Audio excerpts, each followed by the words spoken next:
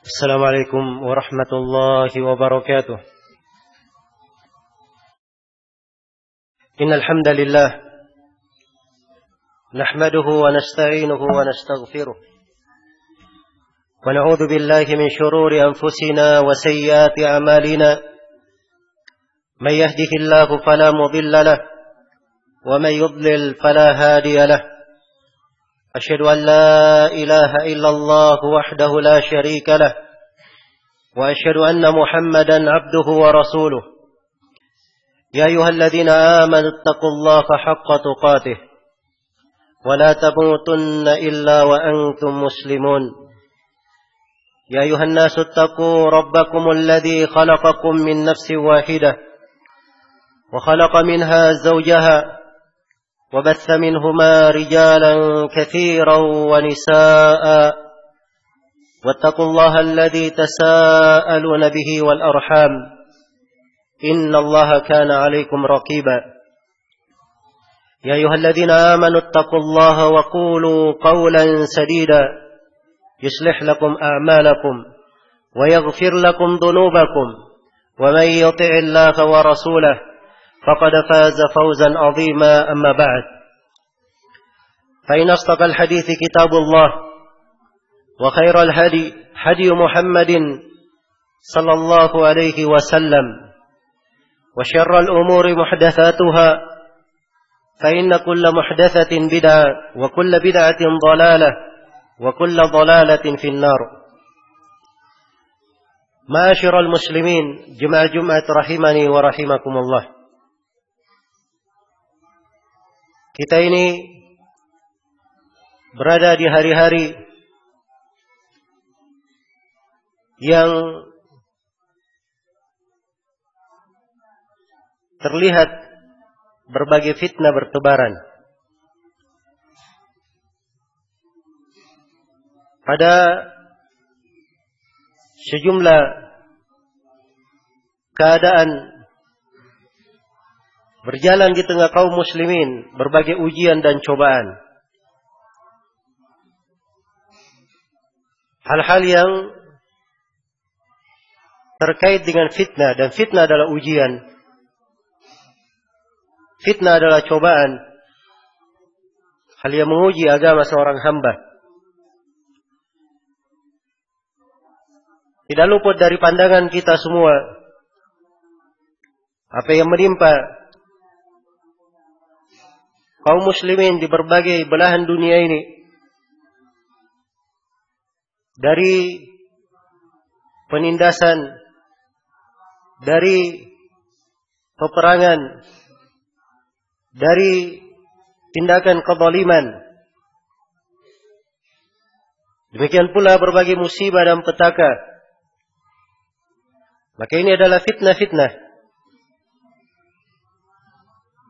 Dan subhanallah, dengan perkembangan teknologi sekarang ini, berita-berita tentang hal tersebut berjalan dengan sangat cepat di tengah manusia, mewarnai pemikiran mereka dan membentuk gaya-gaya kehidupan, melahirkan metode-metode berfikir yang tidak dibangun di atas dasar agama. Perkara-perkara yang tidak memberikan penyelesaian di dalam fitnah tersebut, bukan suatu obat untuk suatu penyakit. Menambah lebarnya sobekan di atas kain dan menambah tanah yang becek semakin basah lagi. Dan ini semuanya adalah kondisi-kondisi yang memprihatinkan. Karena itu di kesempatan khutbah kali ini, saya ingin mengajak diri saya dan kepada seluruh kaum muslimin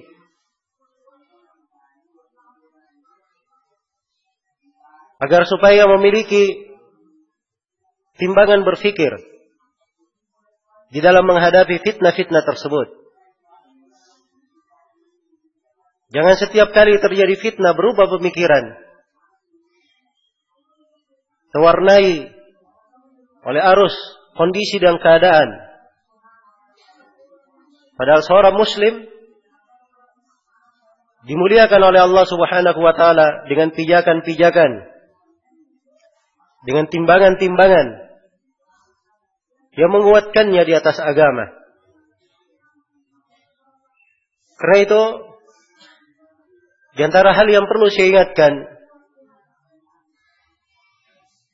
dari timbangan berfikir dasar pada seorang muslim menghadapi fitnah, yang pertama adalah dia mengetahui bahwa ujian dan cobaan itu datangnya dari Allah Subhanahu wa taala. Dan sebabnya adalah karena perbuatan tangan manusia itu sendiri. Allah Subhanahu wa taala berfirman, "Wa nabluukum bil khairi wasyarri fitnah." Kami menguji kalian dengan kebaikan juga dengan kejelekan sebagai fitnah, sebagai ujian.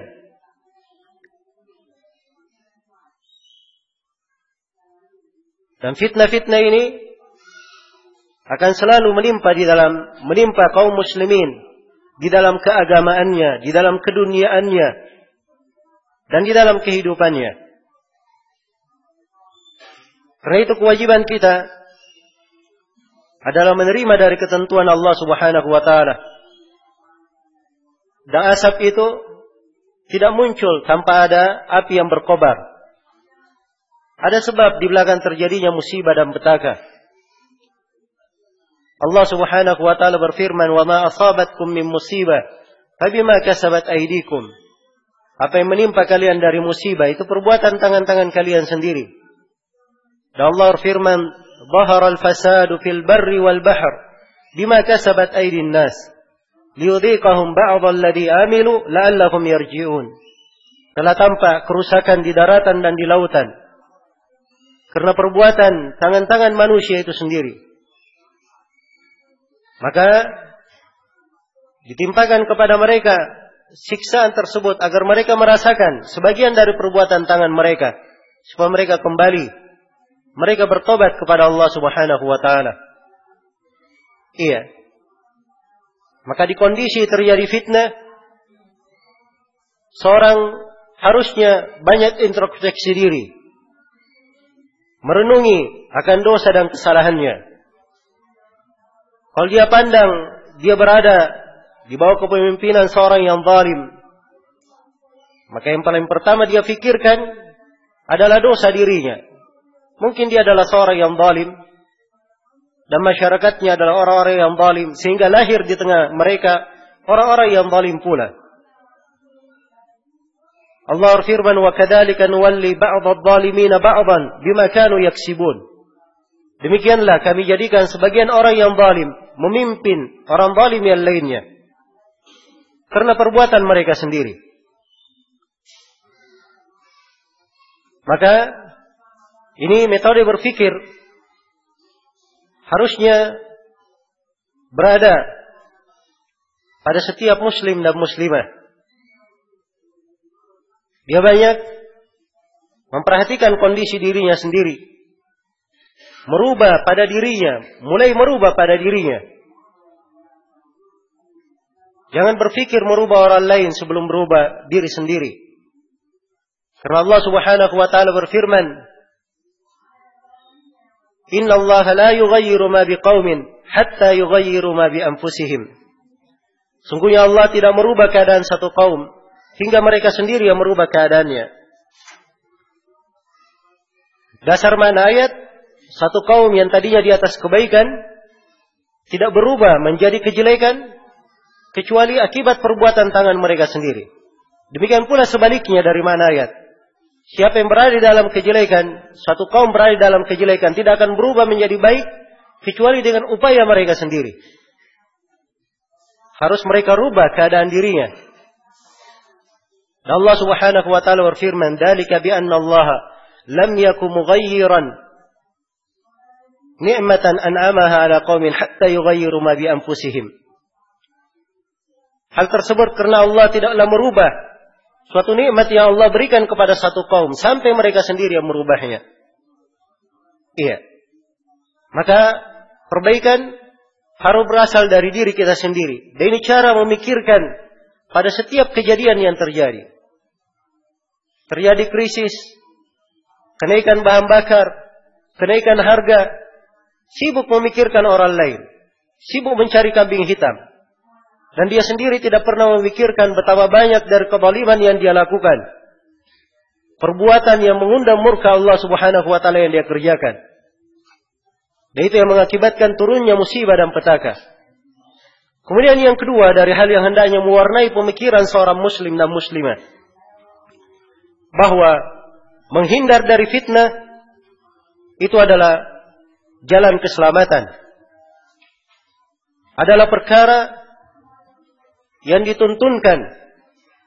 Allah Subhanahu wa taala berfirman, "Wattaqu fitnatan la tusibanna alladziina zalamu minkum khassah." Takutlah kalian kepada suatu fitnah. Hati-hati kalian terhadap suatu fitnah. Yang fitnah itu tidak hanya menimpa orang-orang yang zalim di antara kalian secara khusus. Kalau fitnah terjadi, kadang orang yang salih pun bisa terkena apabila ia membiarkannya. Ibnu Katsir rahimahullah menyebutkan bahwa ayat ini memang pembicaranya diarahkan kepada para sahabat, tapi kandungannya umum untuk seluruh umat. Karena Rasulullah sallallahu alaihi wasallam memperingatkan dari bahaya fitnah. Karena itu para sahabat, sebagaimana yang diriwayatkan oleh Imam Al-Bukhari, mereka selalu berlindung kepada Allah. Wa na'udzu billahi minal fitan. Kami berlindung kepada Allah dari fitnah-fitnah. Dan di dalam hadits Al-Miqdad ibn Al-Aswad yang diriwayatkan oleh Imam Abu Daud dan selainnya, Rasulullah sallallahu alaihi wasallam bersabda, "Innas sa'ida laman junnibal fitan. Innas sa'ida laman junnibal fitan. Innas sa'ida laman junnibal fitan. Wa liman ibtuliya fa sabara fawaha." Sesungguhnya orang yang beruntung ada orang yang dijauhkan dari fitnah. Sesungguhnya orang yang beruntung adalah orang yang dijauhkan dari fitnah. Sesungguhnya orang yang beruntung adalah orang yang dijauhkan dari fitnah. Dan orang yang kena ujian dimasukkan di dalam fitnah tapi dia bersabar, maka sungguh sangat indah untuknya. Maka keberuntungan yang paling pokok orang yang menjauh dari fitnah, menjauh dari segala sebab yang bisa mengarah kepada fitnah. Dia tidak menjadi pemimpin, panutan, dan menyuruh manusia kepada fitnah. Dan juga tidak menjadi pengikut di dalam fitnah. Iya. Karena itu kata Ibnu Mas'ud radhiyallahu ta'ala an, "Satakunu umurun tunkirunaha. Fa'alaikum bittu'adah. La an takuna ra'san fil khair, la an takuna tabi'an fil khair. Khairan min an takuna ra'san fil syarr." Akan terjadi perkara-perkara yang kalian ingkari. Maka hendaknya kalian tidak tergesa-gesa, berpikir dengan baik. Salah seorang dari kalian menjadi pengikut dalam kebaikan, itu lebih baik daripada dia menjadi kepala tetapi di dalam kejelekan. Dan di dalam hadits Uqbah bin Amir Al-Juhani, diriwayatkan oleh Imam Tirmidzi, Rasulullah sallallahu alaihi wasallam ditanya, "Wa man najah?" Apakah jalan keselamatan itu? Maka Rasulullah sallallahu alaihi wasallam berjawab, "Amsik 'alaika lisanak wal yasa'ka baituka wabki 'ala khati'atik." Hendaknya engkau menahan lisanmu dan hendaknya rumahmu menjadi lapang bagimu dan tangisilah kesalahan-kesalahanmu. Jalan keselamatan menjaga lisan, senang tinggal di rumah pada saat fitnah. Dia merasa rumahnya sangat lapang, sangat luas. Dan dia banyak menangisi kesalahan sendiri. Dan ini berbeda dengan keadaan banyak dari manusia. Di kondisi fitnah, semakin ramai teriak-teriak di jalan. Di kondisi fitnah, semakin ramai menyebarkan dari sebaran-sebaran yang membuat manusia panas. Membuat api fitnah semakin bergejolak. Dan ini bukan jalan dari orang-orang yang mengenal keindahan syariat Islam. Kemudian yang ketiga, yang penting diingatkan di sini dari metode berpikir yang harus diketahui oleh setiap muslim dan muslimah, bahwa di dalam menghukumi sesuatu, seorang harus melengkapi penggambarannya terhadap sesuatu itu, melengkapi segala sudut dan sisi akan sesuatu tersebut, baru dia menghukuminya.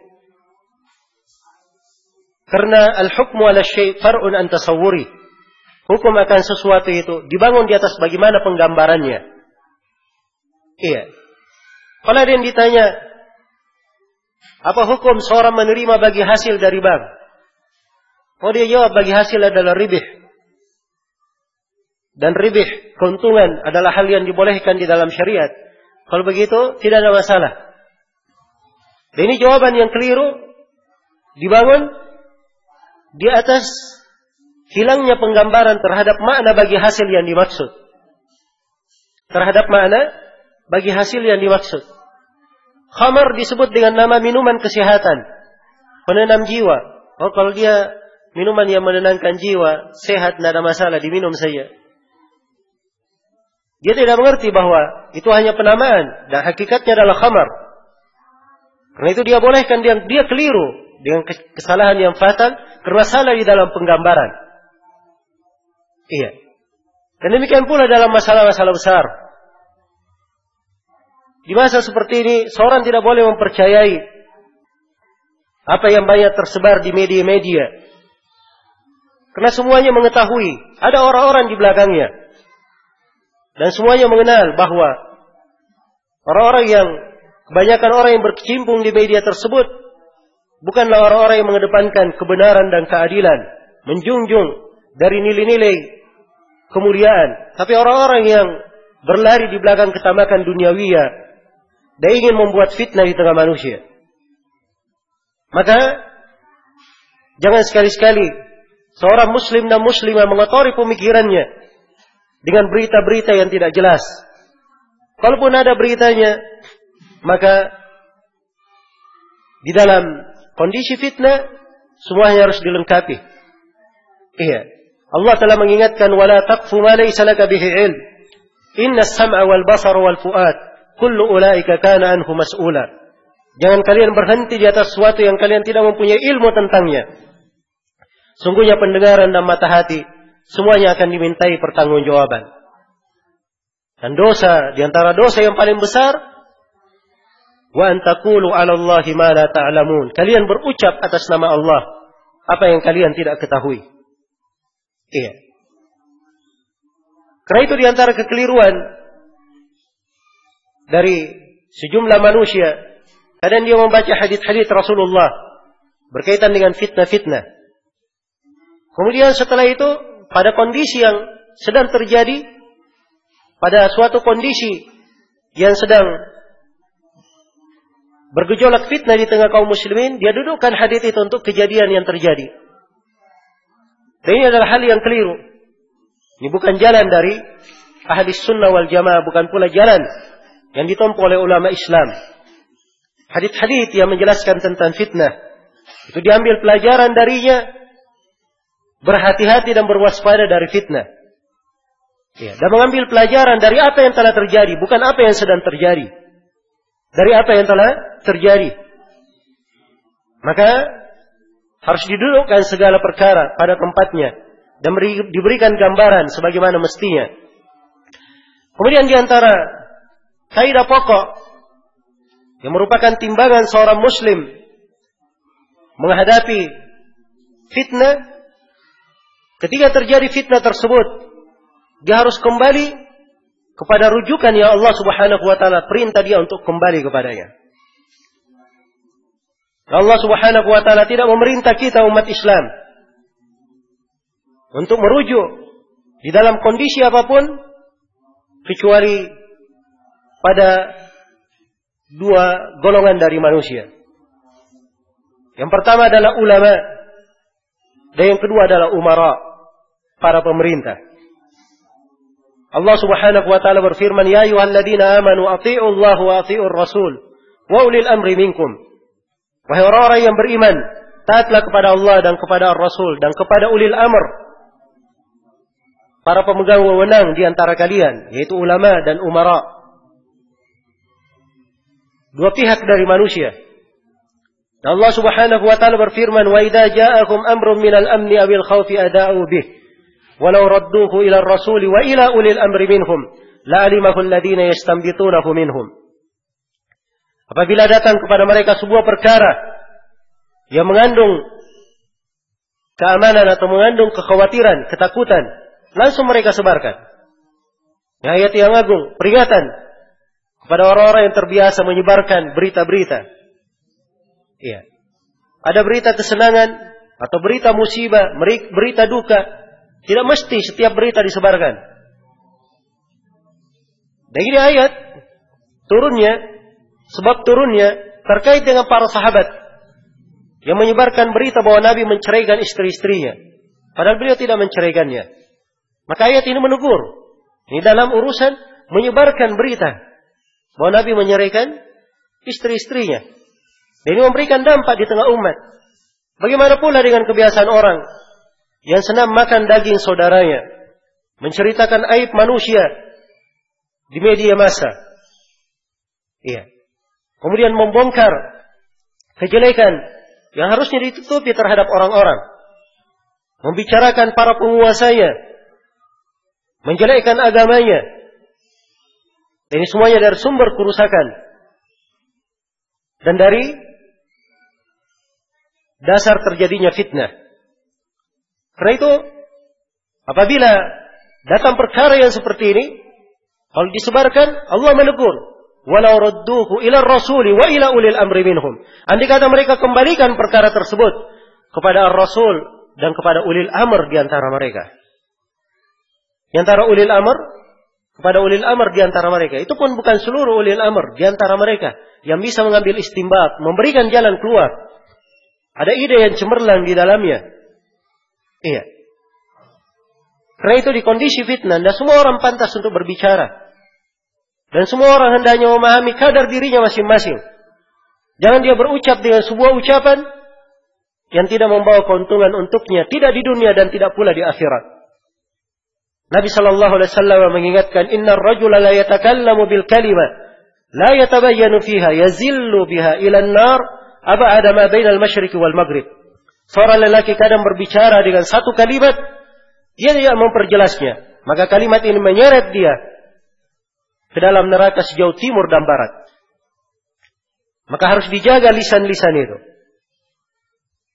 Dan kita harus merujuk kepada Al-Quran dan As-Sunnah, mengikut kepada para pemimpin dan para ulama.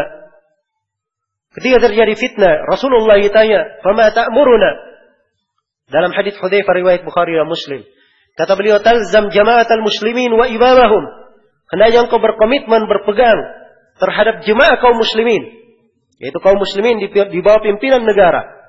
Kau berkomitmen terhadap jemaah kaum muslimin dan imam mereka. Iya. Ini adalah wejangan Rasulullah sallallahu alaihi wasallam. Dan terhadap seorang pemimpin, walaupun pemimpin zalim sekalipun, Rasulullah sallallahu alaihi wasallam perintah untuk mendengar dan taat. Isma'u wa ati'u wa in duriba dhahruka wa ukhidha maluka. Dengar dan taat walaupun dipukul punggungmu, diambil hartamu. Iya. Dan Rasulullah sallallahu alaihi wasallam bersabda dalam hadits Ubadah berkata, "Bay'ana Rasulullah sallallahu alaihi wasallam 'ala as-sam'i wat ta'ah fil 'usri wal yusr wal manshati wal makrah wa la atharatin 'alaina wa an la nunazi al-amr ahlahu." Kami membaiat Rasulullah sallallahu alaihi wasallam untuk mendengar dan taat kepada pemerintah dalam keadaan lapang maupun susah, dalam keadaan senang maupun terpaksa, dan dalam keadaan si penguasa lebih mementingkan dirinya. Mereka membaiat Rasulullah untuk mendengar dan taat kepada pemerintah. Iya. Dan ini adalah sumber kebaikan Karena itu ulama Islam berada di atas keikhlasan dalam hal ini. Imam Ahmad rahimahullah, beliau disiksa di 3 generasi pemerintahan. Bersama dengan itu tidak pernah beliau menyuruh manusia untuk keluar melakukan demo-demo, apalagi melakukan kudeta. Padahal beliau adalah seorang yang apabila berbicara seluruh dari umat Islam di negeri itu mendengarnya. Bagaimana tidak ketika beliau meninggal, kota Baghdad seakan-akan kosong. Semuanya mengantar Imam Ahmad, mengantar jenazahnya. Tapi perhatikan, bagaimana ulama Islam di dalam hal yang seperti ini menghadapi fitnah. Mereka lebih mendahulukan menjaga darah kaum muslimin. Iya. Dan ini adalah wijangan Rasulullah sallallahu alaihi wasallam. Demikian pula kembali kepada ulama, orang-orang yang berilmu. Itu adalah sumber di dalam kebaikan umat. Iya. Karena itu dari sebab bergejolaknya fitnah, semakin banyaknya orang-orang yang jahil berbicara tatkala fitnah itu terjadi. Kemudian di antara metode berfikir yang hendaknya diperhatikan oleh seorang muslim dan muslimah ketika menghadapi fitnah adalah dia tidak tergesa-gesa. Ya. Bersikap ta'anni, berlemah lembut. Kemudian memikirkan baik-baik apa bendera yang dia ikuti. Kalau dia menyeru, bendera apa yang diangkat? Apakah seruan dalam bentuk kenegaraan atau keagamaan? Perlu dia perhatikan bendera yang diangkat bendera apa. Apakah memang hal tersebut tidak menyelisih syariat atau tidak? Di atas dasar yang syariat atau tidak? Iya. Ini harus dipahami. Jangan setiap kali terjadi masalah, ada yang mengajak untuk demo, keluar untuk demo.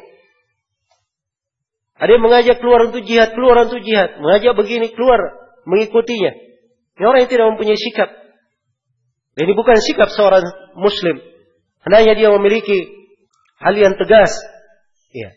Memiliki kehati-hatian.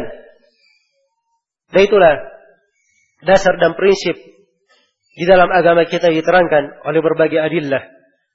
Barakallahu li wa lakum fil Qur'anil 'azim wa nafa'ani wa iyyakum bima fihi minal ayati wadh-dhikril hakim wa taqabbalallahu minni wa minkum tilawatahu innahu huwas samiul 'alim.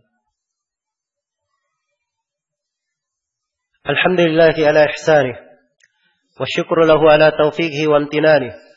Asyhadu an la ilaha illallah wahdahu la syarika la ta'dhiman li sya'nih wa asyhadu anna Muhammadan 'abduhu wa rasuluhu ad-da'i ila ridwani sallallahu alaihi wa alihi wa ashabihi wa ikhwanihi amma ba'd.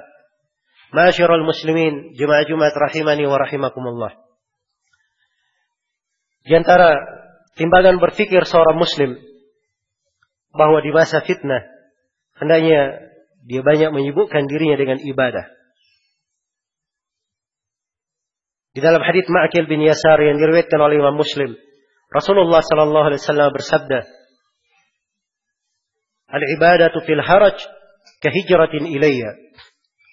Beribadah di masa terjadi fitnah, al-haraj terjadi peperangan, saling membunuh. Tapi diartikan umum oleh para ulama di masa fitnah. Itu bagikan berhijrah kepadaku, kata Nabi sallallahu alaihi wasallam. Dianggap bagi orang yang berhijrah kepada Nabi sallallahu alaihi wasallam. Dan di dalam hadits Abu Hurairah yang diriwayatkan oleh Imam Muslim, Rasulullah sallallahu alaihi wasallam bersabda, "Badiru bil a'mali fitanan ka qita'il lailil mudlim. Yusbihu ar-rajulu mu'minan wa yumsi kafiran, wa yusbihu kafiran wa yumsi mu'mina, yabi'u dinahu bi aradin min ad-dunya." Bersegeralah kalian dengan amalan-amalan untuk menghadapi fitnah-fitnah yang datang seperti potongan malam yang sangat gelap. Itu sifat dari fitnah. Gelap gulita. Ya, kadang dia punya cahaya dalam dirinya, tapi kegelapan di luarnya kadang membutakannya, menyebabkan dia tidak bisa melihat. Ataupun kalau dia melihat kurang jelas dalam melihat, itu bentuk dari fitnah. Iya. Maka kita diperintah bersegera dengan amalan-amalan. Di mana seorang muslim kadang di pagi harinya dia mukmin, tapi di sore harinya sudah menjadi kafir. Dan kadang di pagi hari dia kafir, di sore harinya dia adalah seorang mukmin. Dia menjual agamanya dengan suatu hal yang hina dari dunia. Iya.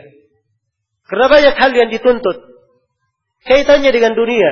Walaupun dia teriakan agama, ujung-ujungnya adalah duit. Dan ini adalah keadaan dari banyak manusia. Iya. Karena itu, menyibukkan diri dengan ibadah. Ini adalah dasar pokok. Sehingga memberikan keselamatan bagi hamba tersebut. Kemudian yang terakhir, dan sebenarnya banyak yang perlu diingatkan. Dan yang terakhir, kesabaran adalah hal yang penting. Sabar di dalam menghadapi fitnah. Sabar di dalam menjalani ujian dan cobaan. Iya. Dan memang sebagian manusia dijadikan fitnah terhadap sebagian yang lainnya. Nah, agar supaya kita bersabar. Agar supaya seorang itu bersabar. Dan kesabaran ini buahnya manis. Perhatikan Bani Israel. Bagaimana Allah subhanahu wa ta'ala selamatkan mereka. Dari kekejaman Fir'aun dan bala tentaranya. Mereka tidak ada kekuatan menghadapi Fir'aun. Tapi Allah selamatkan Bani Israel dengan kesabaran mereka. Mereka hanya punya modal kesabaran. Allah berfirman kepada Bani Israel. وَأَوْرَثْنَا الْقَوْمَ الَّذِينَ كَانُوا يُسْتَضْعَفُونَ مَشَارِقَ الْأَرْضِ وَمَغَارِبَهَا الَّتِي بَارَكْنَا فِيهَا وَتَمَّتْ كَلِمَةُ رَبِّكَ الْحُسْنَى عَلَى بَنِي إِسْرَائِيلَ بِمَا صَبَرُوا. Dan kami wariskan bumi itu dari timur dan baratnya. Bumi yang diberkahi kepada kaum yang dulunya mereka tertindas di atas muka bumi. Dan telah sempurna kalimat Rabbmu yang maha indah kepada Bani Israel. Karena kesabaran mereka. Hanya satu sebab disebutkan. Bersabar. Dan ini yang diwasiatkan oleh Nabi Sallallahu Alaihi Wasallam. Iya. Untuk bersabar terhadap kezaliman, kesewenang-wenangan. Dan datang di akhir masa para sahabat, manusia kepada Anas bin Malik. Mengeluhkan perbuatan Hajjaj bin Yusuf. Penguasa yang zalim. Maka Anas bin Malik berkata, "Isbiru hatta talqauni 'ala al-haud." Sami'tu Rasulullah sallallahu alaihi wasallam yaqulu dzalik. Sabarlah kalian sampai kalian menjumpaiku di telaga. Demikianlah saya dengar dari Rasulullah sallallahu alaihi wasallam. Hanya diarahkan kepada kesabaran. Iya. Dan inilah sikap dari ulama Islam, orang-orang yang mengerti agama. Bukan orang-orang yang gemar membuat fitnah. Kelihatan dari ucapannya memanas-manasi manusia. Iya, kalau terjadi masalah pasti keluar kalimat membuat hati itu menjadi panas. Nah ini, naudzubillah di masa ini kadang muncul dari sebagian orang dianggap sebagai tokoh-tokoh agama.